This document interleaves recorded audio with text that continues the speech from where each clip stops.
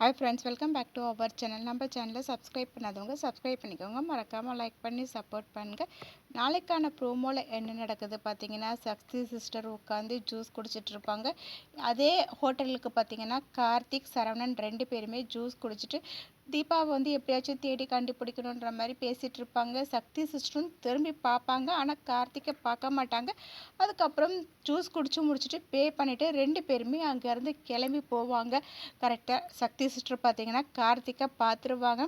அவர் வீட்டுக்கு தீபா பற்றி விசாரித்தது, ஃபோட்டோ காட்டினது எல்லாத்தையுமே யோசித்து பார்த்துட்டு, அன்னைக்கு இவர் நம்ம தீபா மேடமை தேடி வந்தவர் தானே, எப்படியாச்சும் இவர்கிட்ட போய் நம்ம பேசி தீபா மேடம் நம்ம கிட்ட தான் இருக்காங்கன்றத சொல்லி அவர்கிட்ட ஒப்படைச்சிடணும். அதுக்கப்புறம் தான் நம்ம அந்த துங்கா கிட்ட இருந்து தப்பிக்கவே முடியும். இல்லைன்னா தீபா மேடம் உயிருக்கும் ஆபத்தாயிடும், என்னோட உயிருக்கும் ஆபத்தாயிடும். உடனே நம்ம போய் சாரை மீட் பண்ணி எல்லா உண்மையும் சொல்லிடணும் அப்படின்னு சொல்லிட்டு அவசரமாக அங்கேருந்து இழந்து போவாங்க. கார்த்திக்கு, சரவணன் பார்த்தீங்கன்னா கார் எடுத்துகிட்டு அங்கேருந்து கிளம்புற மாதிரி காட்டுவாங்க.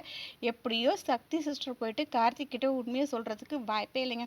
ஏன்னா அவங்க ஜூஸ் குடிச்சிட்டு பாதியில் எழுந்து போவாங்க. உடனே ஹோட்டல்காரங்க மேடம் பே பண்ணல சொல்லிட்டு சக்தியை தடுக்கிறதுக்கும் வாய்ப்பு இருக்குது. அதுக்குள்ளேயும் கார்த்திக், சரவணன் 2 பேருமே கார் எடுத்துகிட்டு அங்கேருந்து கிளம்புறதுக்கும் நிறைய வாய்ப்பு இருக்குதுங்க.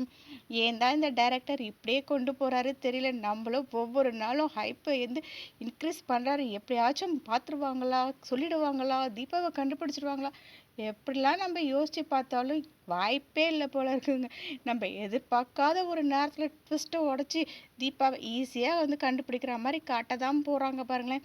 ஏன்னா கார்த்திக் தீபாவை தேடிட்டு போகும்போதே அவர் 2 பேருமே மேரேஜ் ஆன ஃபோட்டோவை காட்டி கூட என்னோட ஒய்ஃப் இவங்க அப்படின்னு சொல்லியிருக்கலாம். ஆனால் அந்த மாதிரியும் வைக்காம 1 வீக் மேலே தீபாவை தேடுற மாதிரியே காட்டிட்டு இருக்காங்க. நாளைக்கு என்ன நடக்குதுன்றதை வெயிட் பண்ணி பார்க்கலாம். இதை பற்றி நீங்கள் என்ன நினைக்கிறீங்கன்னு கமெண்ட் பண்ணுங்க.